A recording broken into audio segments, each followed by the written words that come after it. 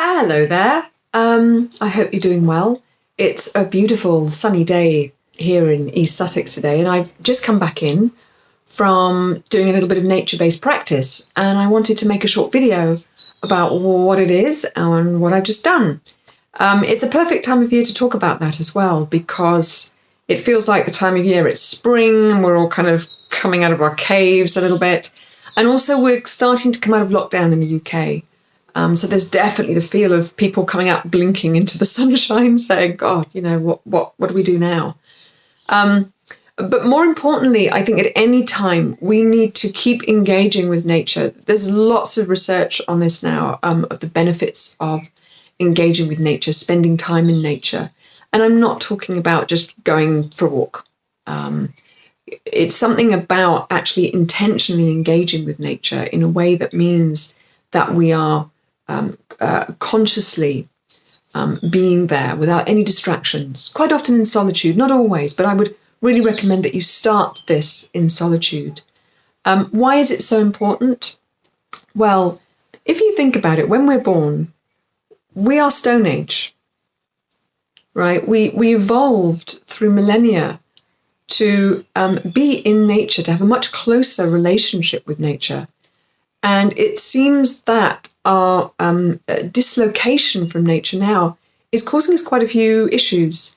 It's something that scientists are now calling nature deficit disorder.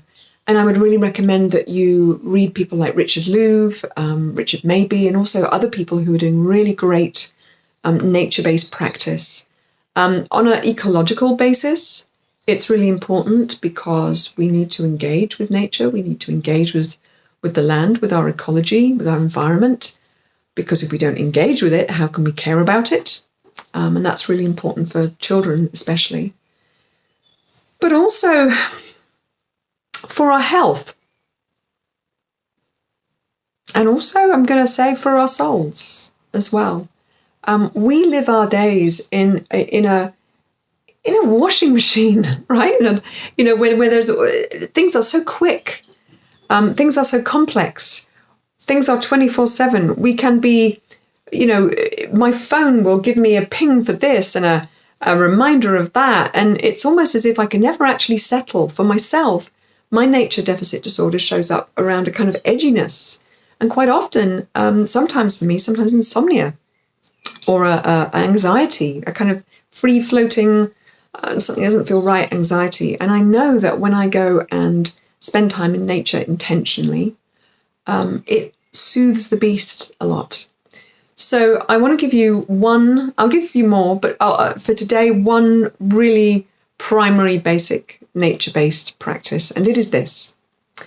Find a time to go and sit in nature. If you can sit on the earth, you can sit on the ground, that's great. If that's not available to you, it's absolutely fine. You can sit in a chair, on a bench.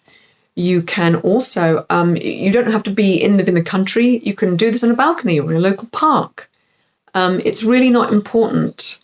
If you can, take your shoes off. And I know that that's not always possible in Britain, for instance, where I am in winter. But if you can take your shoes off, that's fine. But don't worry if you can't. Again, there's no right or wrong.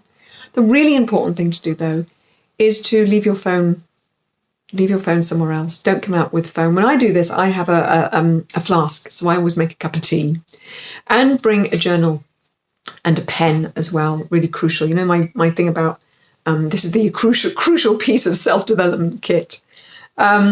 So find some time to sit in the on the land. You can also walk as well, but rather than it being a walk where you're kind of listening to podcasts or whatever, you're actually intentionally engaging. Do this for about an hour at least. If you can do longer, great. If you can spend a whole day out there, wonderful. Some people go out with a tent or with a shelter and do it for several days. But even if you just do it for an hour, but you are simply sitting and just being aware of what's happening around you, you'll notice that birds will come by. You'll hear sounds. In the garden where I do it, I have a big communal garden. There's a great big evergreen oak, and you've got this skittering of squirrels up and down it all the time, and then they'll come and sit and look at you, and then it always makes me think of that Eddie Izzard joke where he says, squirrels, what is it about squirrels? They're kind of doing things and they stop. And it's as if they're going, oh, did I leave the gas on? Oh no, I'm a squirrel. Sorry, I really shouldn't try and do jokes for these things. But anyway, when I do that for an hour, it soothes the beast. It soothes the edginess. I come back feeling more resourced. What I mean by resourced is I feel like I've filled my cup a little bit. There are lots of things that are constantly taking things out of my cup of energy and resilience. And this really fills the cup again. There's also, if you want to add this on, this is a beautiful exercise that was offered to me by Doug Van Houten of the Animas Institute in Colorado. And he suggests once you sat there for a while, if it feels right, write a love letter to the earth. Write a love letter to the earth. It's a beautiful practice to do, and it will deepen your appreciation of what's going on.